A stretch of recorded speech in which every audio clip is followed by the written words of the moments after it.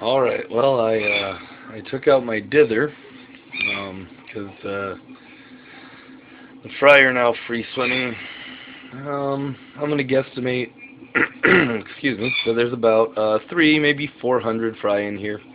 There's a lot more than what I initially thought. I initially thought maybe 150 to 200, but we're looking at twice that.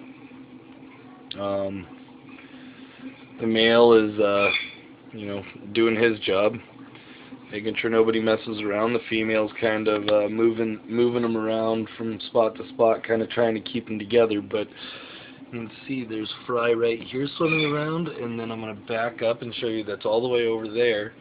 We can go all the way over here, and there's fry right here swimming around. So the cloud is, I mean, that's just a few of them. As we get closer here, you can just see that this is just jam-packed. There are hundreds and hundreds of fry here. Just looks like the gravel's moving. You know, there is a lot. I'm gonna get really close here, see if we can't get any. You know, it's not a very good camera, and fry are very small, but it gives you an idea. They're still very, very, very small. Mama and Dad are just doing a great job here.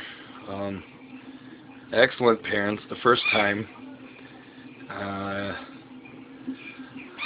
put a pile of rocks over here for the fry as they get older, because I'm sure that once the male and female go to respawn, which they'll probably do in about 2 months,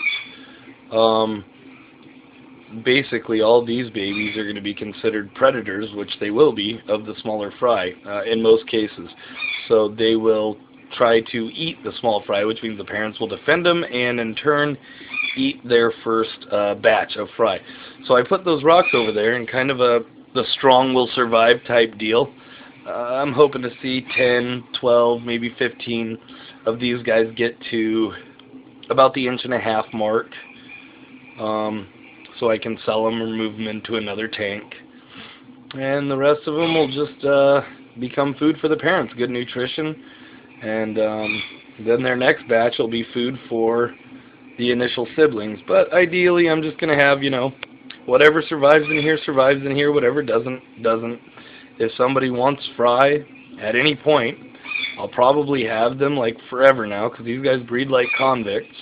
Once they start, they don't stop. These guys have only been in this tank together for about a month now, and they are just, I did a big water change, 50% water change. I didn't change anything else, just a big water change, and bam, babies. It doesn't take much for these guys. It doesn't take much for most cichlids, but these guys were particularly easy. I thought they were both females at first, which was interesting, because you can see they both kind of had that barred pattern. But if you look a little closer at the male here, he has a lot of spotting, especially on his chin and in between the bars, as to where the female has pretty solid bars with just a little bit of spotting.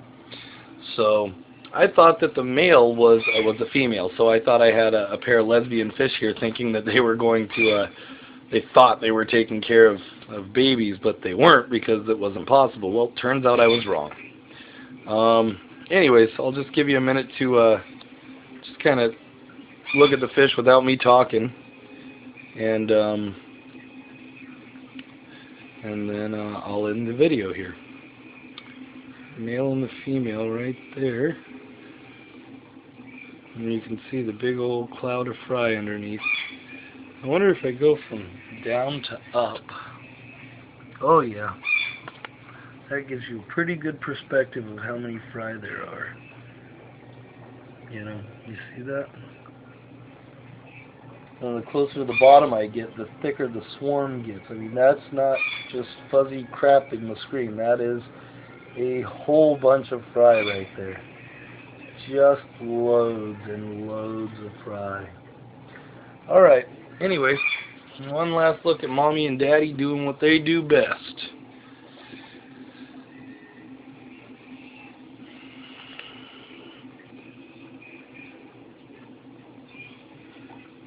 Yeah, he doesn't want anybody messing with his babies.